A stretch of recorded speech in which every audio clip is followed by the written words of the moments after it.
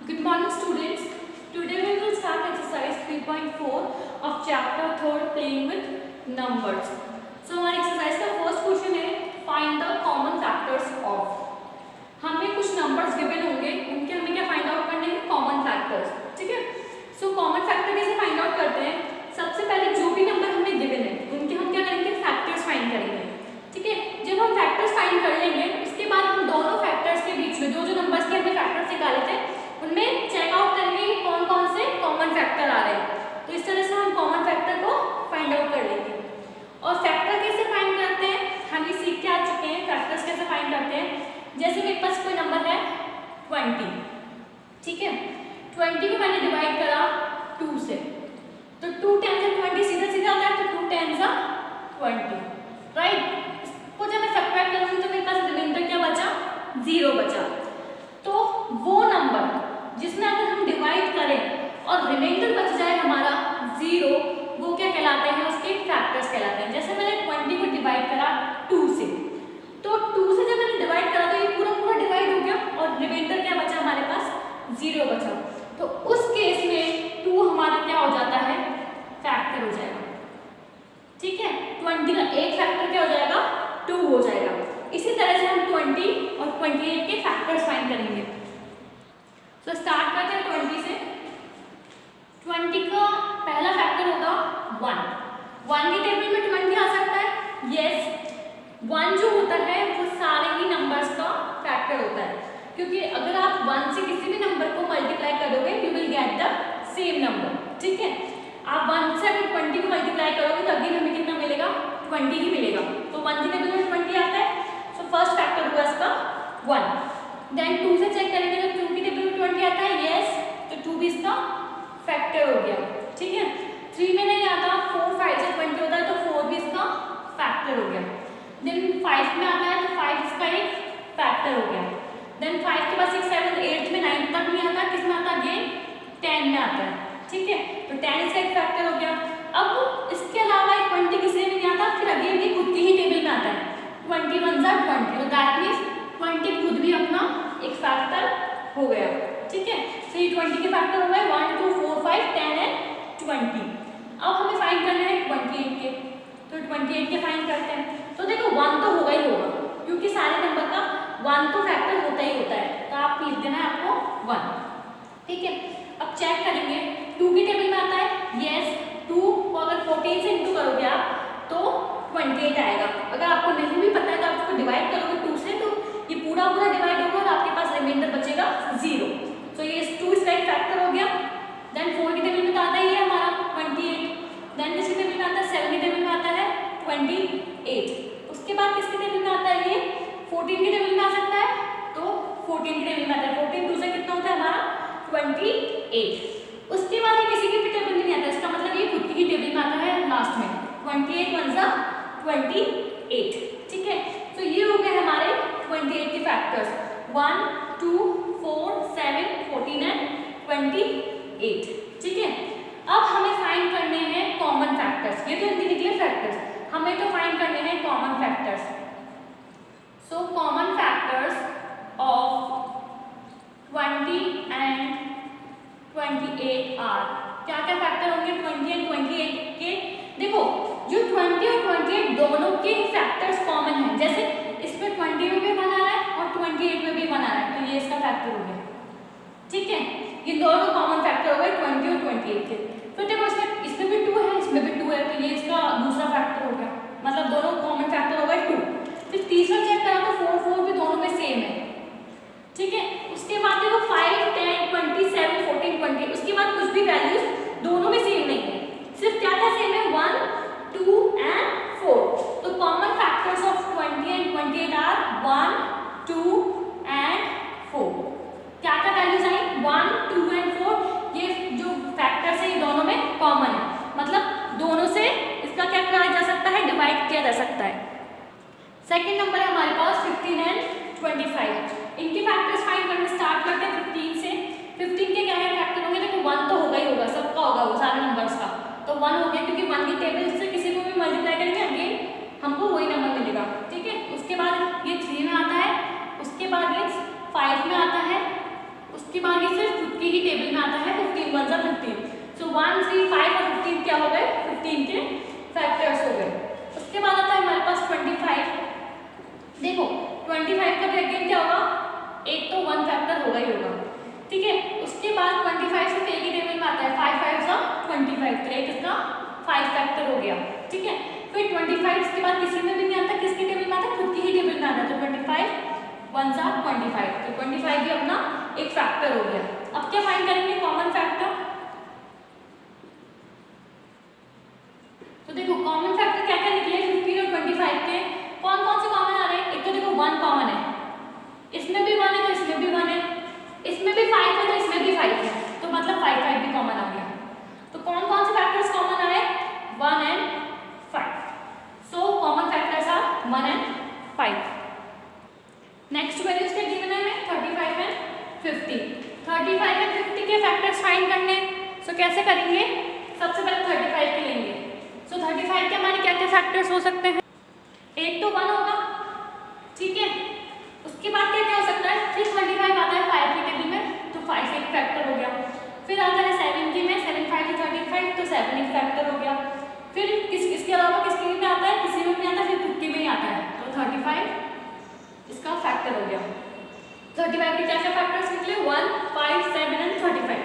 Factors कैसे निकल रहे हैं, हम चेक कर रहे हैं कि एक एक टेबल में ये नंबर आता है कि नहीं आता। तो 35 सिर्फ 1 के टेबल में आता है, 5 के में आता है, 7 के में आता है, खुद के टेबल में आता है, राइट। उसके बाद हम चेक करेंगे 50 के लिए, ठीक है। सो 50 के क्या क्या फैक्टर्स हो सकते हैं, एक तो 1 खुद होगा, ठीक है। देन 2 के टेबल में भी 50 आता है, ठीक है। देन 5 के टेबल में भी आता है 55 10 से 50। देन 10 के टेबल में भी आता है, ठीक है। उसके बाद ये 25 के टेबल में भी आता है, और लास्ट ये खुद के टेबल में भी आता है, ठीक है। तो क्या क्या कॉमन फैक्टर्स आए, कॉमन फैक्टर्स कौन कौन से हो गए, देखो 1 1 दोनों में कॉमन है, इसमें भी 1 इसमें भी 1, राइट। उसके बाद 2 तो है ही नहीं, 5 5 दोनों में कॉमन है, तो 5 5 आ गया। उसके बाद यहाँ पे बचा हुआ है 7, यहाँ पे बचा हुआ है 35, यहाँ पे 10 25 50, कुछ कॉमन आ रहा है, नहीं आ रहा। यहाँ पे भी 1 था, यहाँ पर भी 1 था, यहाँ पर भी 5 था, यहाँ पर भी 5 था, तो दैट मीन्स कॉमन फैक्टर हमारे से 2 ही आए, 1 एंड 5। तो 35 और 50 का कॉमन फैक्टर है 1 एंड 5। नेक्स्ट वैल्यूज के दे रखी है हमें 56 एंड 120। अब इनके कॉमन मल्टीपल फाइंड करने हैं, तो एक एक फैक्टर्स करेंगे। सबसे पहले स्टार्ट करते हैं 56 से। सो देखो 56 का एक फैक्टर तो होगा 1, ठीक है।